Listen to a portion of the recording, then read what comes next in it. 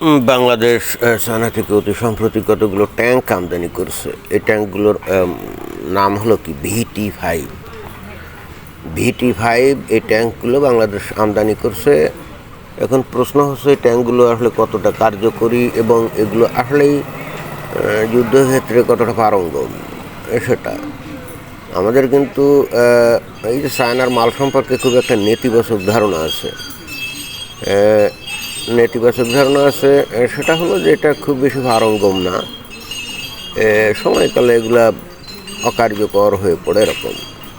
তবে হ্যাঁ, চায়নারা একটা আছে, পজিটিভ দিক আছে, সেটা হলো বেশ সস্তা এবং সম্ভবত সেই কারণেই বাংলাদেশের চায়না থেকে ট্যাঙ্কগুলো আমদানি করছে যে VT-5। এবং ইন্টারেস্টিং ব্যাপার হচ্ছে, আমরা নর্মালি এই ট্যাঙ্ক বলতে ওই যে মনে করেন যে আমেরিকার যে অ্যাব্রামস M1 ট্যাঙ্ক, তারপরে রাশিয়ার T-90, তাই না, T-90, তারপরে ইসরায়েলের আছে কি ম্যাভেরিক, বিশেষ করে যে আব্রামস ট্যাঙ্ক, তারপরে এই T-90, তারপরে ওদিকে ব্রিটেনের আছে চ্যালেঞ্জার, ব্রিটেনের তো চ্যালেঞ্জার, তাই না।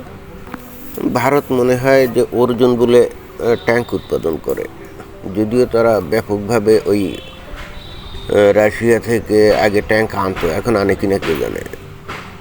তো ভারত অর্জুন ট্যাঙ্ক আমদানি করে এবং এই যে ট্যাঙ্কগুলো মডেলের নাম বললাম যে অ্যাব্রামস অথবা T-90 বা ম্যাভেরিক, চ্যালেঞ্জার, তো এই সমস্ত ট্যাঙ্কগুলো দেখা যায় যে এগুলো 50+ টন, অর্থাৎ 50+ মানে কি 55 টন থেকে 65 টন মতো এগুলোর ওজন, 55 থেকে 65 পরিমাণ। তো এত ওজনের একটা ট্যাঙ্ক সাধারণত হচ্ছে কি যুদ্ধক্ষেত্রে যখন চলবে তখন শক্তপোক্ত রাস্তা লাগবে, শক্তপোক্ত ভূমি থাকতে হবে। সেটা যদি হয় তাহলে এই ট্যাঙ্কগুলো সঠিকভাবে গতি নিয়ে চলতে পারবে এবং যুদ্ধক্ষেত্রে পারঙ্গমতা দেখাতে পারে। তো বাংলাদেশের ভূমি তো একেবারে কি নরম, তাই না, জলো। রাস্তার বাইরে যে সাধারণ যে ভূমি, এটা এতই নরম এবং অধিকাংশ জায়গায় জলো অবস্থা, মানে নিচু ভূমি, কাদা মাটি।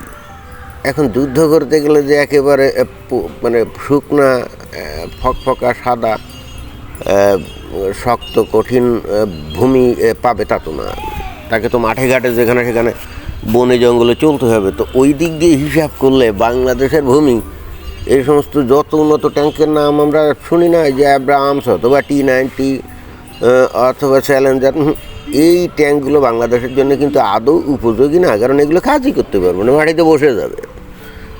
সুতরাং বাংলাদেশের জন্য আনতে হবে হালকা ওজনের ট্যাঙ্ক। এবং এই যে VT, এই ট্যাঙ্ক হলো হালকা ওজনের, এগুলো 34-35 টন এগুলোর ওজন, কিন্তু সেটাও বাংলাদেশের ভূমি যেরকম নরম, 34-35 টন সেটাও তো কম না, সেটাও কিন্তু কম না।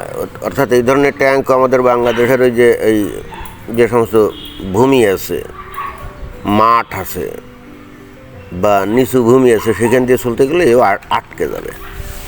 সেহেতু বাংলাদেশ নিজেই এমন একটা প্রতিবন্ধকতা তৈরি করে যে বাইরের কোনো দেশ, যেমন ধরেন যে ভারতের সাথে যদি যুদ্ধ হয়, ভারত যদি ইচ্ছে করে যে তাদের বিশাল ট্যাঙ্ক বহর নিয়ে বাংলাদেশে ঢুকে একেবারে দখল টখল করে ফেলবে, এটা সম্ভব না। কারণ বাংলাদেশের প্রকৃতি, ভূপ্রকৃতিটাই এমন যে অটোমেটিক্যালি ওই সমস্ত ভারী ট্যাঙ্কগুলোকে আটকে দিবে।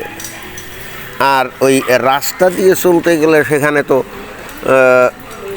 মানে লম্বা কলাম সহকারে যদি বড় রাস্তা দিয়ে যদি কোনো ট্যাঙ্ক বহর বাংলাদেশে ঢোকার চেষ্টা করে, তাহলে তো সাথে সাথে সেগুলোকে ধ্বংস করে ফেলার মতো ওই অ্যান্টি ট্যাঙ্ক যে মিসাইল আছে, এগুলো তো খুবই ইফেক্টিভ, তাই না। আমরা ওই যে 2022 সালে যখন ফেব্রুয়ারি মাসে এই রাশিয়া ইউক্রেন আক্রমণ করেছিল, তখন আমরা এই জিনিসগুলো দেখছিলাম যে ওরা হাজার হাজার ট্যাঙ্ক নিয়ে একটা বিশাল কলাম, খবর পাওয়া যাচ্ছিল যে 60-70 কিলোমিটার লম্বা একটা কলাম নিয়ে, ওই ট্যাঙ্ক বহর নিয়ে তারা কিন্তু ওই ইউক্রেনের মধ্যে ঢুকে পড়ছিল। কিন্তু একটা পর্যায়ে ইউক্রেন যখন তাদের অ্যান্টি ট্যাঙ্ক মিসাইল দিয়ে পাল্টা হামলা চালায়, এবং ওরা তো বেসিক্যালি আমেরিকার তৈরি যে জ্যাভেলিন, যে অ্যান্টি ট্যাঙ্ক মিসাইল যেটা জ্যাভেলিন, সেটা দিয়েই তারা পাল্টা আক্রমণ চালিয়েছিল। তাতে করে শত শত না হাজার হাজার ট্যাঙ্ক সম্ভবত এখানে রাশিয়া কিন্তু হারাইছিল।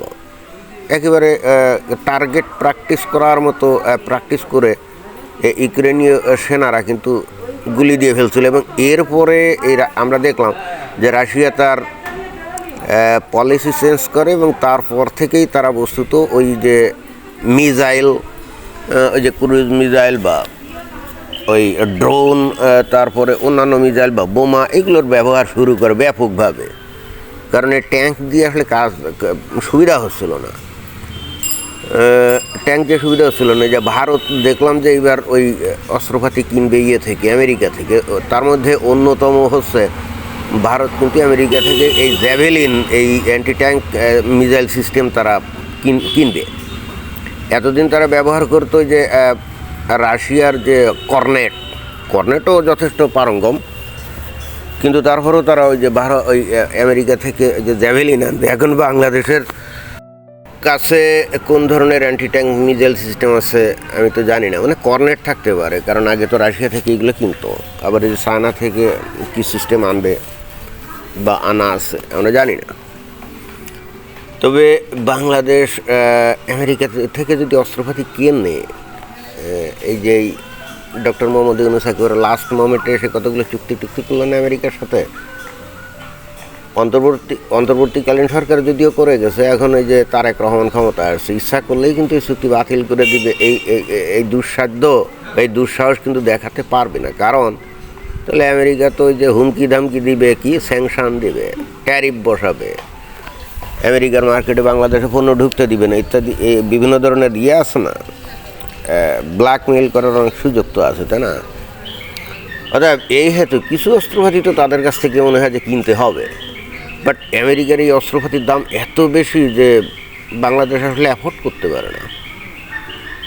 কিন্তু তারপরে যদি কিছু কেনে, তাহলে আমার মনে হয় যে এই জ্যাভেলিন জাতীয় অ্যান্টি ট্যাঙ্ক মিসাইল সিস্টেম যদি কেনে, সেটা হতে পারে ভালো একটা চয়েস।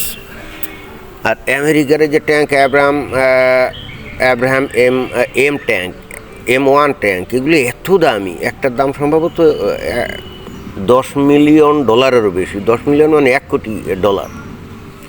আর সেই জায়গায় এই যে চায়না থেকে একটা কিনছে, এর একটার দাম মনে হয় 1 মিলিয়নও না আমার ধারণা। এমনিতেই যে ওজন কম, 34-35 টন, তারপরে ছোটো খাটো হালকা, $1 মিলিয়ন মানে কি $10 লক্ষ, তাই না? আমার মনে হয় যে এর একটা 3-4 লক্ষ বা হাইয়েস্ট মানে $5 লক্ষ দাম হতে পারে, আমরা জানি না। তবে এর সাইজ আকার টাকার, আর যেহেতু চাইনিজ মাল, দাম ওরকমই হবে। যেখানে অ্যাব্রাহাম M1 একটা ট্যাঙ্ক কিনতে লাগবে কত, $1 কোটি। সেই $1 কোটি দিয়ে কিন্তু এই যে চায়নার VT, এই যে 5, এগুলো তার তো 15-20টা কি, হ্যাঁ 18-20টা তো কিনতেই পারবে, তাই না? আর বাংলাদেশের ভূমির জন্য এটা উপযোগী, বাট দেখতে হবে যে এটা আসলে কতটা পারঙ্গম। অবশ্য সেটাও খুব জরুরি নাকি, কারণ বাংলাদেশ কার সাথে যুদ্ধ করবে, এটা তো একটা প্রশ্ন। তারপরে সেনাবাহিনীর কিছু ট্যাঙ্ক থাকতে হয় মাঝে মাঝে, এগুলো তো জনগণের এগেনস্টে ব্যবহারের দরকার পড়ে, তাই না? বাংলাদেশে যেহেতু গণতন্ত্র নাই, টাইম টু টাইম খালি অভ্যুত্থান হয়, রাস্তায় লোকজন নেমে যায়, তখন তো ওই রাস্তায় তো সৈন্যদের কী করতে হয়, নেমে যেতে হয় এবং ট্যাঙ্ক ম্যাক নিয়ে নামতে হয়, তাই না? তো অনেক ক্ষেত্রে দেখা যায় যে তারা এপিসি অর্থাৎ আর্মার্ড পার্সোনাল, আচ্ছা এপিসি মানে কি, এপিসি তো বলে না, ওই যে আর্মার্ড পার্সোনাল ভেহিকেল, যার মধ্যে যে সৈন্য টৈন্য যায়, বাইরে দিয়ে গুলি টুলি করলে হয় না, তো এপিসি বলে কেন? আর্মার্ড পার্সোনাল ভেহিকেল যদি বলে তাহলে APV, এটাই না?